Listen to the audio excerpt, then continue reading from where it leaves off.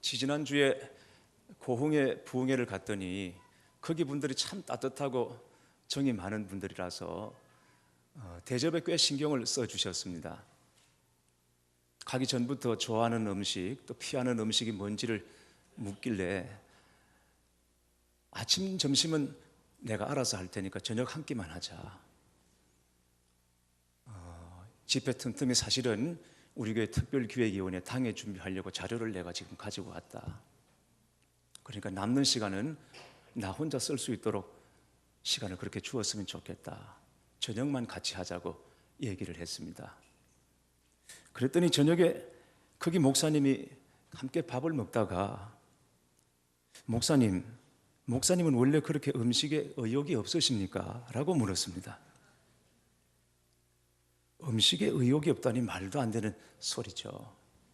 사실은 제가 먹는 것에 대한 의욕이 지나쳐서 한때 믿음의 길에서 실족할 뻔했던 적도 있습니다. 1983년도에 제가 논산훈련소에 입대를 했습니다. 훈련병 생활이라는 게 먹어도 배가 고프고 또 잠을 자도 계속 피곤한 게 훈련병입니다. 먹고 나면 더 배가 고파요. 꼭 먹다 만 것처럼 그렇게 허기가 졌습니다. 그런데 어느 날 희망의 소식이 전해졌습니다. 아침 점호 시간에 내무반장님 하는 말이 오늘 저녁에는 닭 튀김이 나올 것이다. 고기를 안 먹다가 먹으면 탈이 날 수 있으니까 특별히 조심을 하고 가급적 오늘은 찬물을 먹지 않는 것이 좋겠다고 단단히 주의를 주었습니다. 그 순간 내무만에서 와 하는 탄성이 터졌습니다. 단 게 땡기고 기름진 게 땡기던 훈련병들에게 그 말은 마치 복음과 같은 소리였습니다.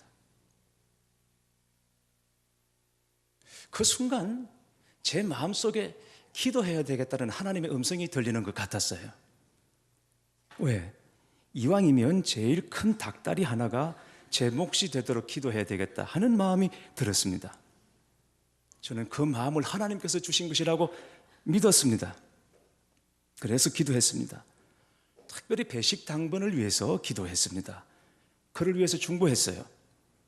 식사 시간마다 제 식판을 야박하게 깎아버리는 것 같은 그 배식 당번에 마음을 감동해 주셔서 제일 큰 닭다리 하나가 제 식판에 떨어지도록 간절히 중보했습니다. 그런데 왜 그렇게 시간이 안 가요? 그날은 하루가 너무 길게 느껴졌습니다. 하지만 하나님의 위대한 역사에는 반드시 충분한 기도의 분량이 필요하다, 이런 생각 가지고 훈련 중에 계속 기도했습니다. 길게만 느껴지던 하루 일과가 끝이 나고 드디어 저녁 식사 시간이 되었습니다.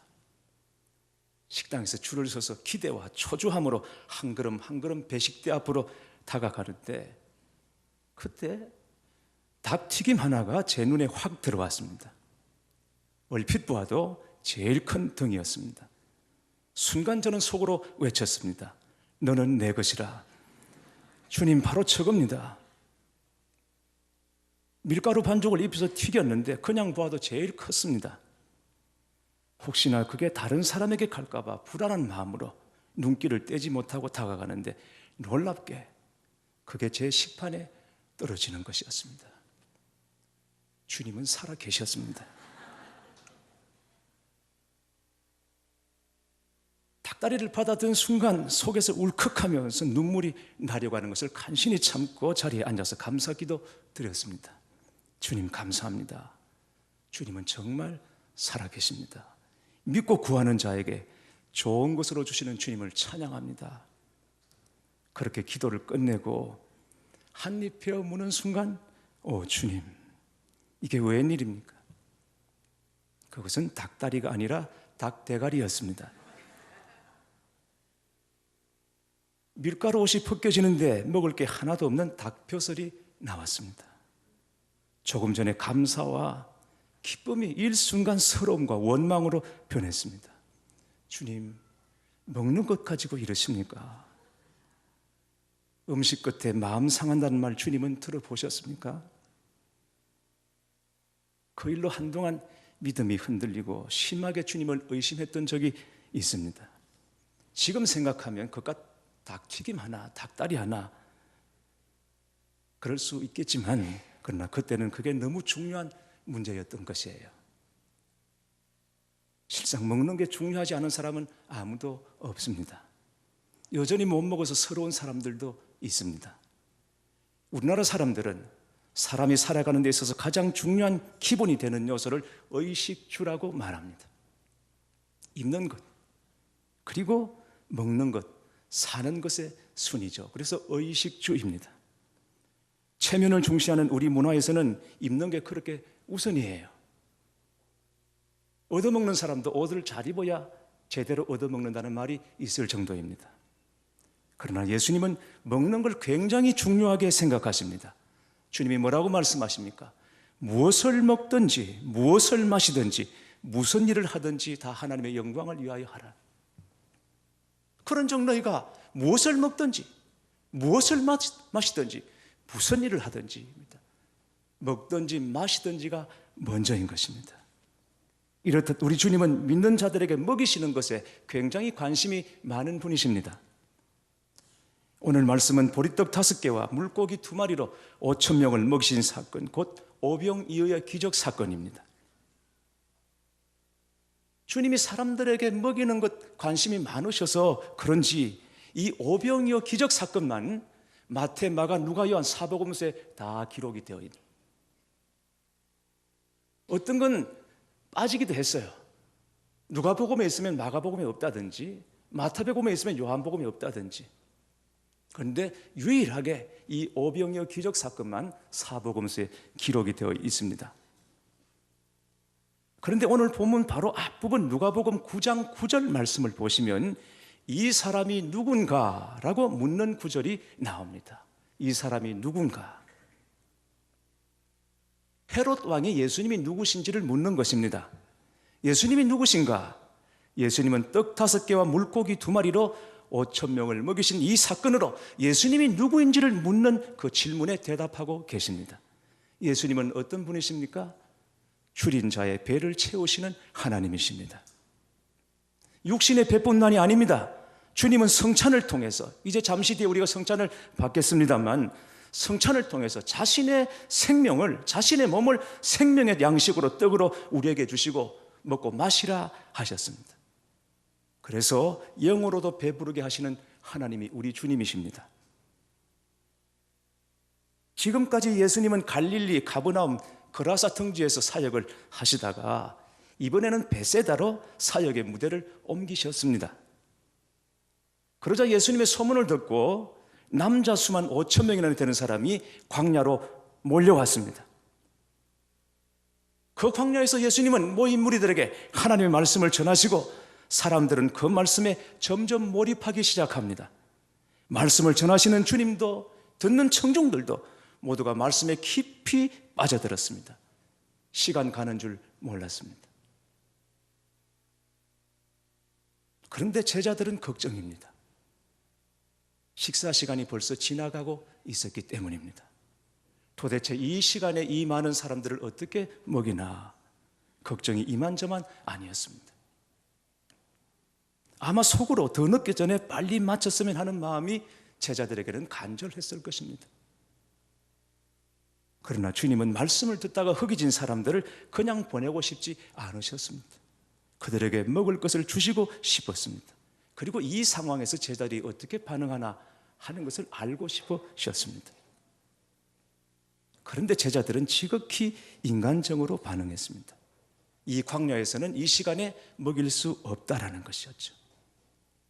누가복음에서는 제자들의 반응에 대해서 그냥 생략하고 지나가고 있습니다만, 요한복음을 보시면 이때 제자들이 어떻게 반응했느냐, 이 사람들을 다 먹이려면 200데나리온이 필요하다고 계산을 해버렸습니다. 설령 돈이 있다고 하더라도 여기서는 그 음식을 구할 수 없다. 그러니 빨리 이들을 집으로 돌려보내는 것이 상책이라고 결론을 내렸던 것이죠. 그러나 한 어린아이가 보리떡 5개와 물고기 2마리, 그러니까 자기 먹을 도시락 가져온 것을 알고 그것을 주님 앞에 내어드렸을 때 주님은 그것을 가지고 하나님께 감사하신 다음 무리에게 떼어주었습니다. 그러자 온 무리가 배불리 먹고 남은 조각 12바구니를 거두게 되는 기적이 일어났다는 말씀입니다. 여러분, 오늘 말씀을 자세히 보면 하나님의 기적에는 기적을 부르는 중요한 전제가 있는 것을 알 수 있습니다. 먼저 기적이 일어난 현장이 광야라는 것입니다. 빈들입니다. 아마 주님께서 일부러 이런 장소를 택하여 무리들에게 말씀을 전하신 것이 아닌가 그렇게 여겨집니다. 빈들은 아무런 가능성이 없는 곳입니다. 때는 지나가고 있죠. 사람들은 많죠. 어디서 먹을 것은 구할 수 없죠. 오직 희망이 나고는 주님밖에 없습니다. 그러니까 기적이 일어나는 것입니다. 여러분, 하나님의 기적은 그런 현장에서 일어나는 것입니다. 주님만 바라보고 오직 주님 한 분께만 집중할 때 하나님의 역사, 하나님의 기적이 일어나는 줄 믿습니다. 오늘 이 예배에 참석하신 우리 성도님들 중에 스스로 생각하기에 자신의 삶이 광야와 같다고 여기시는 분들이 없지 않을 것입니다. 꼭 빈들에 서 있는 것 같고 내가 광야에 서 있는 것 같은 그런 느낌을 가지고 살아가시는 분 여기 계실 것입니다. 그러나 실상 우리 중 어느 누구도 광야 아닌 삶을 사는 분은 아무도 없습니다. 우리는 지금 다 빈들에서 살고 있습니다. 우리는 다 광야 같은 삶을 살고 있는 것입니다. 생각해보면 우리 인생의 초장이나 비단길을 걸었던 때가 언제였던가 그렇게 많지 않습니다. 내 인생의 초장, 내 인생의 비단길 기억하기가 어려워요. 언제나 기억되는 내 인생은 광야 빈들이었던 것이죠. 그러나 여러분, 우리가 광야를 살았기에 하나님의 은혜를 알았고 우리가 광야를 살았기에 하나님의 사랑을 깨달은 것입니다. 우리에게 간정이 있다면, 우리에게 증거가 있다면 그것은 모두 다 광야에서 나온 것이라는 것을 여러분 결코 잊어서는 안 됩니다. 성지순례를 가보면 광야 사막에 유목민 베두인족이 살고 있는 것을 볼 수 있습니다. 광야에서 뭐 하냐? 양을 키우고 삽니다. 양을 먹입니다. 그런데 이상합니다. 광야에는 나무 한 그루 풀 한 포기가 없습니다. 거기서 어떻게 양들을 먹이죠? 더 신기한 것은 그 광야의 양들이 튼실하고 기름지다는 것입니다. 이건 놀라운 일이에요. 외부에서 사료나 먹을 것을 가져오는 것이 아닙니다. 그 광야에 풀어놓고 키우는 것입니다. 그런데 나무도 없습니다. 풀도 없습니다. 그런데 거기 양들은 기름지고 튼실합니다. 왜 그럴까? 순례자들의 눈에는 안 보이지만 목자에게는 양들이 먹을 풀이 보이는 것입니다. 그래서 그 양들을 먹이는 것입니다. 그래서 광야의 양들, 사막의 양들은 기름집니다. 튼튼합니다. 목자가 먹이기 때문인 것이죠. 이 사실에 착안해서 다윗은 시편 23편에 여호와는 나의 목자시니 내게 부족함이 없다라고 고백했던 것입니다.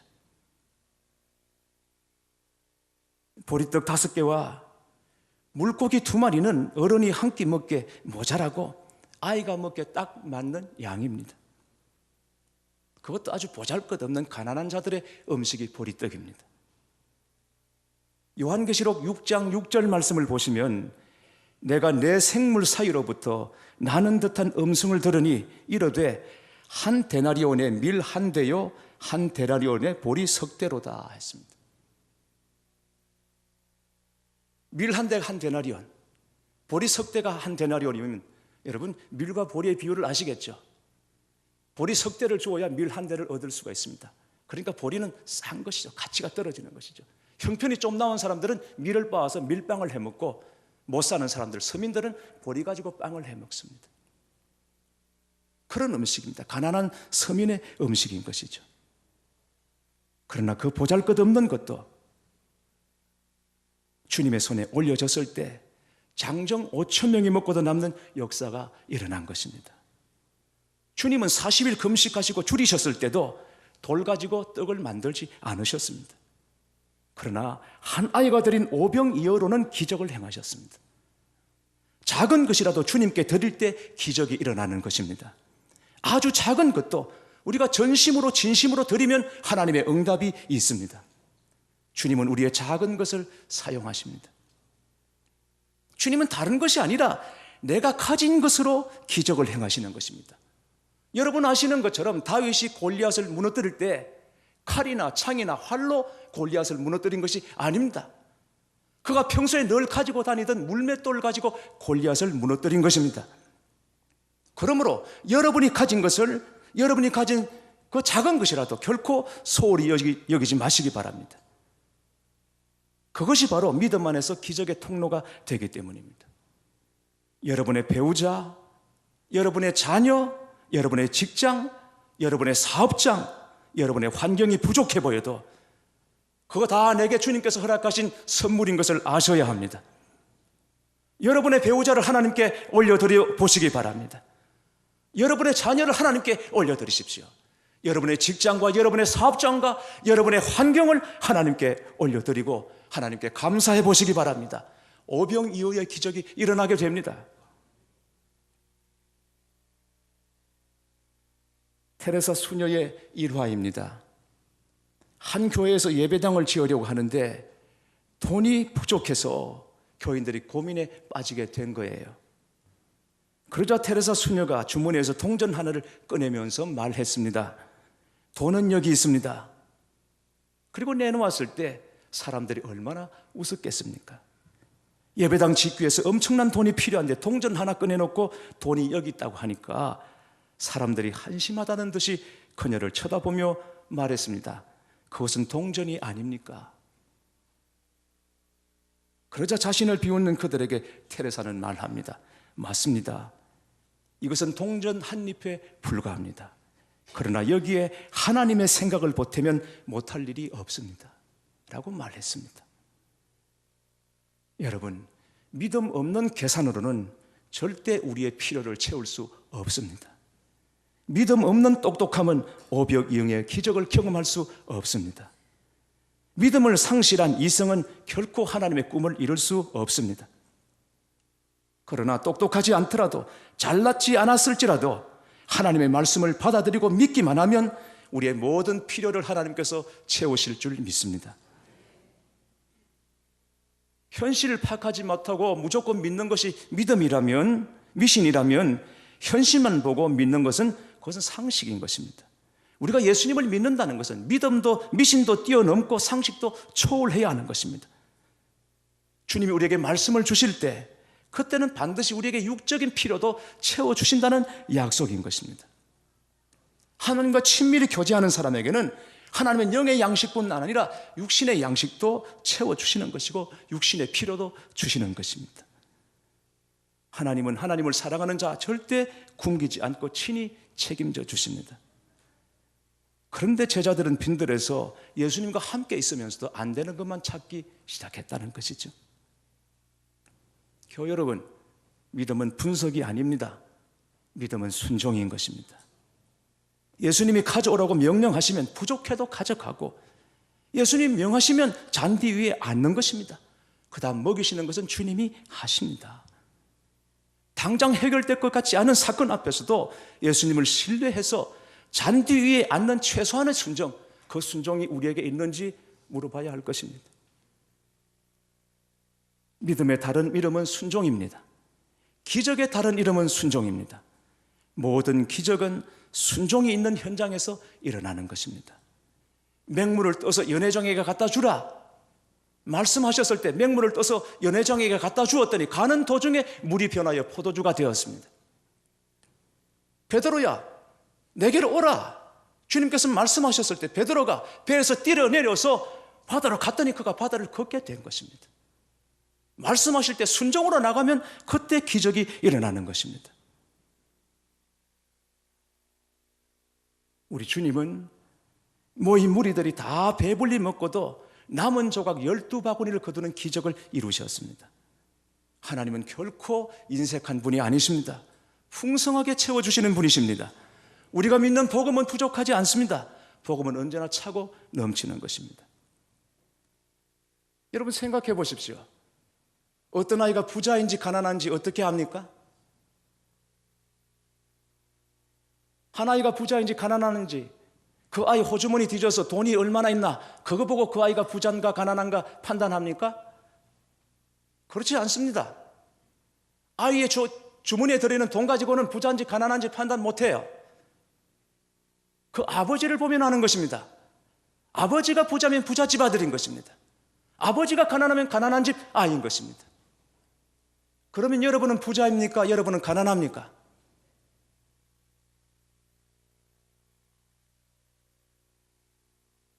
여러분은 부자예요? 여러분은 가난한 자예요? 아니, 왜 이러시는 거예요, 여러분? 부자예요? 할렐루야. 왜 그렇습니까? 하나님이 내 아버지시기 때문입니다. 만유의 주제이신 하나님이 내 아버지십니다. 우리 하늘 아버지는 온 천지 만물, 이 온 세상의 주인이십니다. 하나님 것 아닌 것이 없습니다. 그분이 우리 주님이십니다. 우리 아버지이십니다. 나는 그의 아들과 딸인 것입니다. 그러니 온 세상이 다 내 것인 거죠. 부족함이 없죠. 복음 안에서 우리는 그걸 누릴 수 있는 것입니다. 주님이 약속하셨습니다. 여러분, 유명한 관광지나 국립공원에 들어가시면 입장료 내고 들어가시죠? 그러시죠? 입장료 내고 들어가십니다. 저는 국립공원 들어갈 때 절대 입장료 내지 않고 들어갑니다. 입장료를 내지 않습니다. 왜? 그거 우리 아버지 거니까. 저는 지금껏 입장료를 내고 들어간 적이 없습니다. 왜? 아버지 건데, 내 건데 왜 제가 입장료를 내고 들어갑니까? 다만 우리 아버지 거 그 사람들이 관리해 주니까 그저 고맙다는 뜻으로 수고비 조금 주고 제가 들어가는 겁니다. 여러분, 그렇지 않습니까? 그거 다 우리가 관리해야 되는 거예요. 왜? 하나님께서 우리에게 맡기셨어요. 그게 창세기의 대명령이에요. 우리가 다 매니저예요. 하나님의 아름다움을 지킬 책임이 우리에게 있는 것입니다. 그런데 여러분, 제가 목회하는데 바빠서 어떻게 설악산을 지킵니까? 어떻게 지리산을 지킵니까?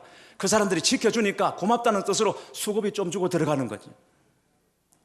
그러니까 여러분들도 아이들 나이 속여가면서 공짜로 들어가려고 생각하지 마시고 당당하게 수고비 내고 들어가시길 바랍니다. 다 우리 아버지 겁니다. 다 내 겁니다.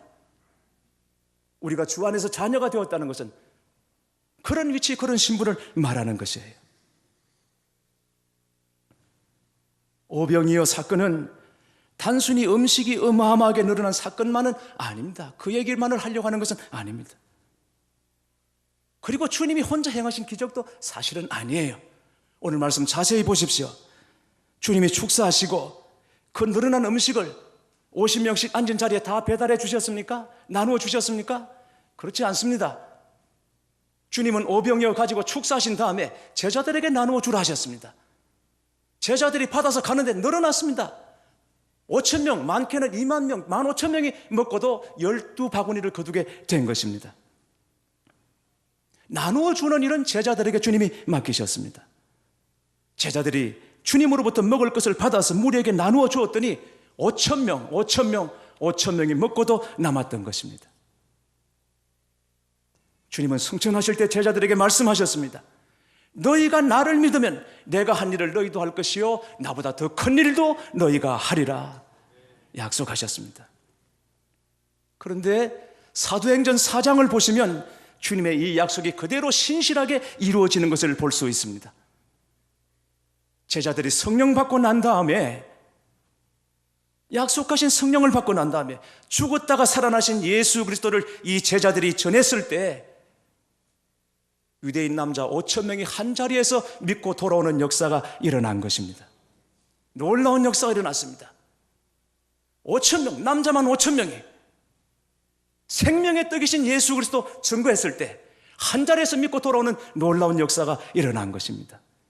이게 바로 오병이어의 기적을 통해서 우리에게 보여주신 구원의 사건이요 구원의 비전을 실현하는 것입니다. 사랑하는 교회 여러분, 저는 오늘 이 말씀대로, 이 말씀 그대로, 액면 그대로 여러분 한 분 한 분의 삶과 여러분 가정 안에도 오병이어의 기적이 일어나게 되기를 축원합니다. 그리고 우리 교회가 생명의 떡이신 예수 그리스도로 5천 명의 영혼을 살리는 교회가 되기를 소원하는 것입니다. 아멘이십니까? 할렐루야. 기도하십시다.